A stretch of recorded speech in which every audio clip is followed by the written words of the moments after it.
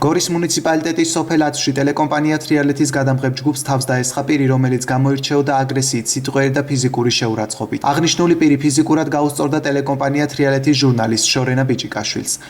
თრიალეთის გადამღები ჯგუფი ვიმყოფებოდით გორის მუნიციპალიტეტის სოფელ ათში. დღეს ვაკეთებდით, ვამზადებდით სიუჟეტს.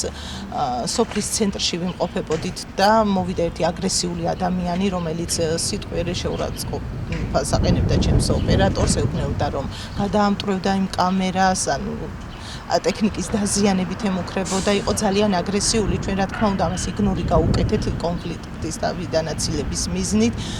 როგორც იქნა განერიდა ეს ადამიანი ამ ტერიტორიას, მოგვიანებით ჩვენ გადავინაცვლეთ სოფლის სხვა ტერიტორიაზე, ვაგრძელებდით ჩვენ ჟურნალისტურ საქმიანობას და მოვიდა იქაც და ვიკრძალავდა გადაღებას, გამოირჩეოდა აგრესიულობით, ჯერ თავდაპირველად მიმართავდა ოპერატორს, რომ დაამტვრევდა, გადაამტვრევდა თავზე და ამგვარი სიტყვებით ტექნიკის განადგურებით ემუქრებოდა.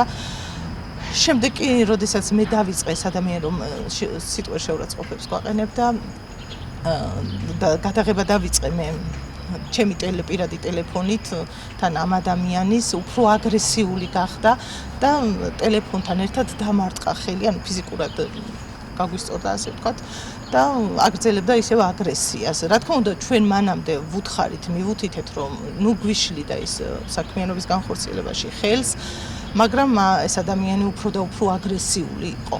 შეგახსენებთ, რომ 2024 წლის სტატისტიკის მონაცემებით მედიის წარმომადგენლების მიმართ სიტყვიერი და ფიზიკური ძალადობის, ასევე მათი სხვადასხვა ფორმით დაშინებისა და გაჩუმების მცდელობის 200-მდე შემთხვევა აღირიცხა. აქედან 80% ოქტომბრის ბოლოდან დღემდე. 2024 წელს ჟურნალისტების მიმართ საჯაროდ დაფიქსირებული ძალადობის შემთხვევები 2023 წლის ანალოგიურ მაჩვენებელზე თითქმის 5-ჯერ მეტია.